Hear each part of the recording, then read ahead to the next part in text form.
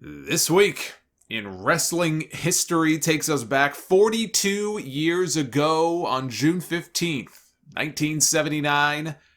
A match that is considered to have given birth to what is the modern hardcore style of wrestling took place in Tupelo, Mississippi, with Jerry Lawler and Bill Dundee defending the Southern Tag Team titles against the team of Larry Latham, who would go on to become one of the Moondog Spot, and Wayne Farris, better known years later as the Honky Tonk Man.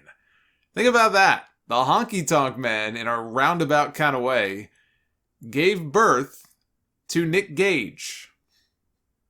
You can draw the lines connecting one to the other. This was the famous Concession Stand Brawl, which is wild. If you've never seen it before, you can find it on YouTube.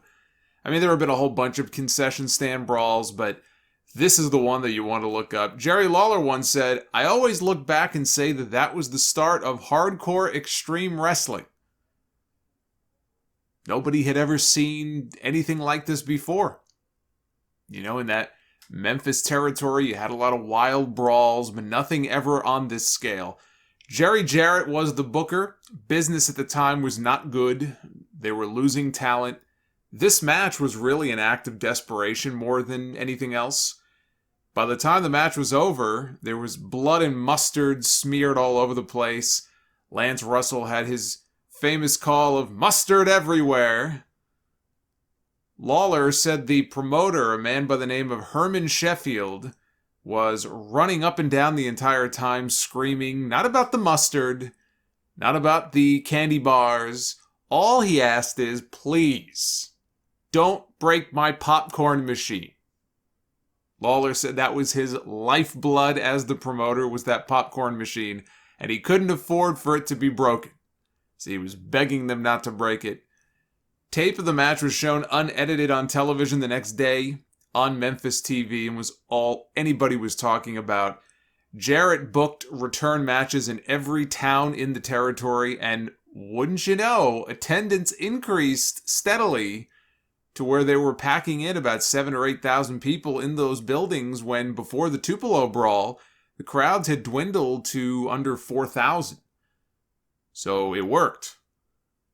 And just to piggyback on the point about it being the genesis of modern hardcore wrestling, as Lawler says it was, they did another Concession Stand Brawl in Tupelo a couple of years later with a young Atsushi Onita tagging with Masa Fuchi against Eddie Gilbert and Ricky Morton.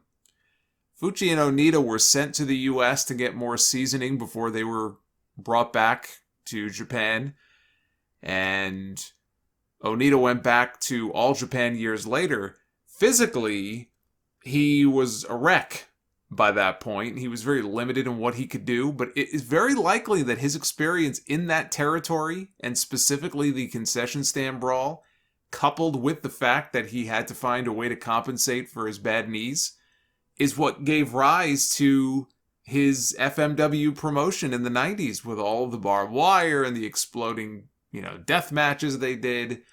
You could trace, as far as Onita's career, you could trace it all back to the Tupelo Brawl that he was in the Tennessee territory.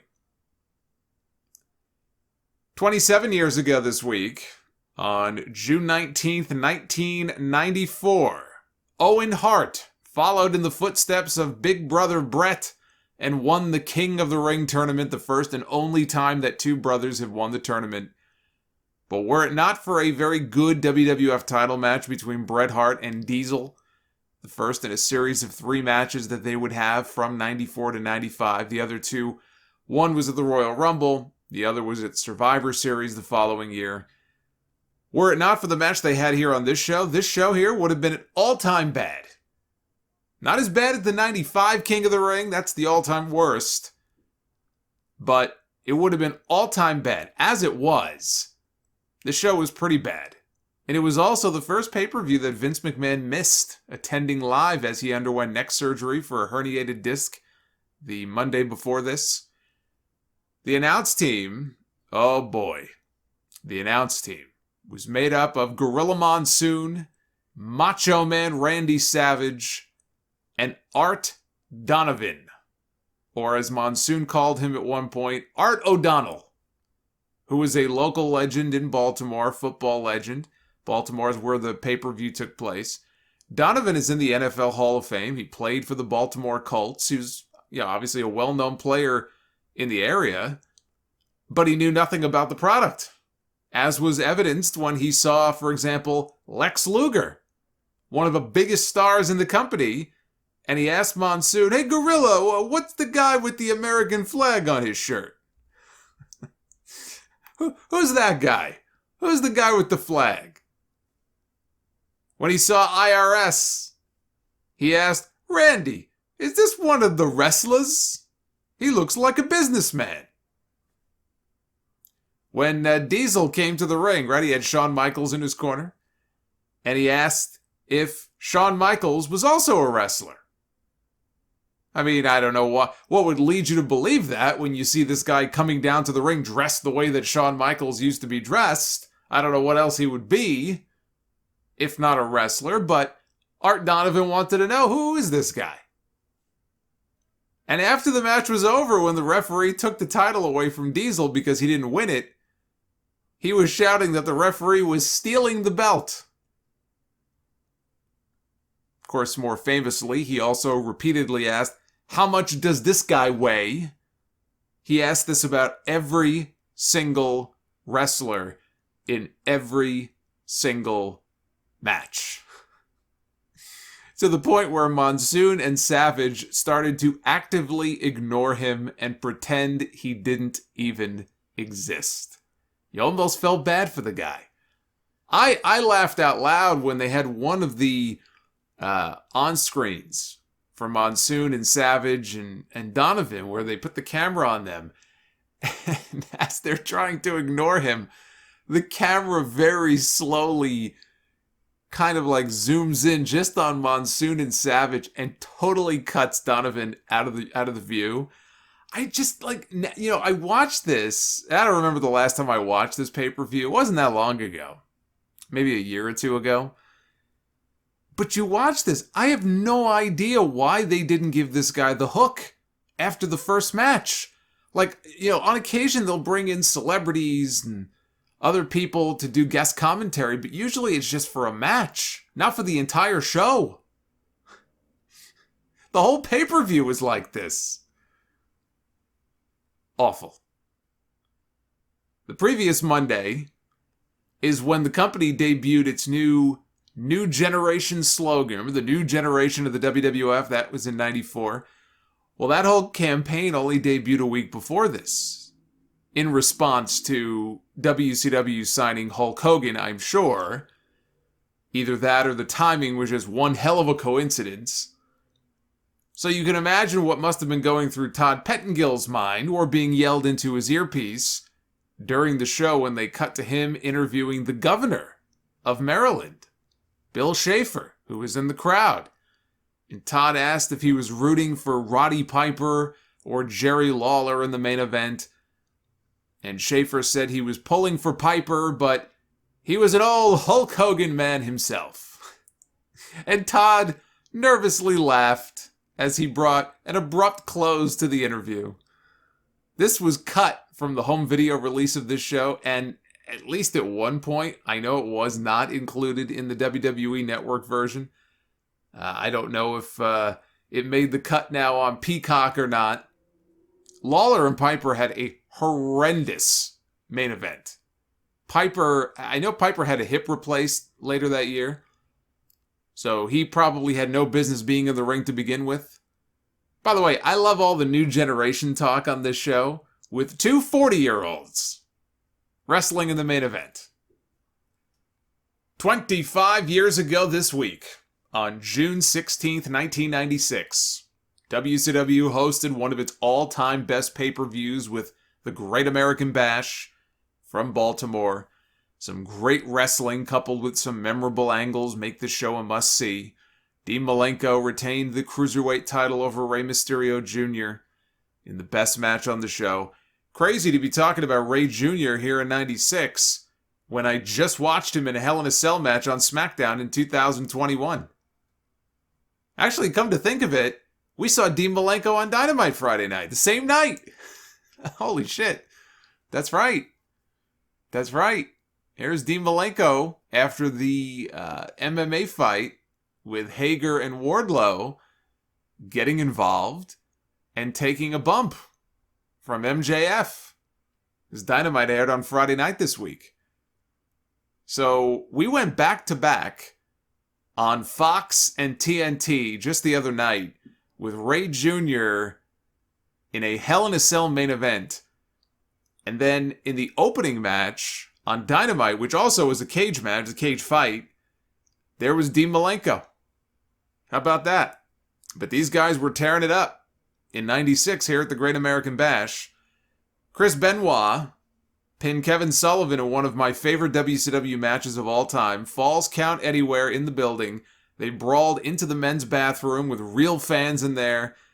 And Dusty Rhodes on commentary lost his mind when he spotted a woman in the men's room. He's shouting, "There's a lady! There's a lady in the men's bathroom! Looky there! She just stopped off. She just stopped off. She said, I gots to get me some relief." And then he shouted, he wanted them to fight across the road to the women's bathroom. Let's see what that one looks like. Old perverted Dusty over here. Dusty was great. Dusty could be very hit or miss on commentary. I was a fan of Dusty Rhodes on commentary. I just found him very entertaining more often than not. But this was peak Dusty. Like if Bobby Heenan, if his peak performance was the 92 Royal Rumble match, I would argue, I would dare say that this match here at the Great American Bash, this was peak Dusty on commentary. Benoit placed, once they brawled back to the ring, Benoit placed a table across the top rope in the corner like a platform, an elevated platform. And he superplexed Sullivan off for the win. After the match, Benoit, he was continuing to attack Sullivan when Arn Anderson ran down to the ring and he shoved Benoit away to get him, off of Sullivan and teased turning on him because they were together, in the Horsemen. But instead, he and Benoit started putting the boots to Sullivan. And my God, the crowd reaction to this was glorious. Then the rest of the Dungeon of Doom lumbered down to the ring and the Horsemen bailed. The Horsemen and the Dungeon of Doom, they had forged an alliance months before this to fight off the power of Hulkamania, brother. Remember the alliance to end Hulkamania? Well, spoiler, it didn't. But the two factions had come together to try to take out Hulk Hogan and his buddies. But there was no alliance between these two groups any longer after this. There is no honor among thieves. Or heels, in this case.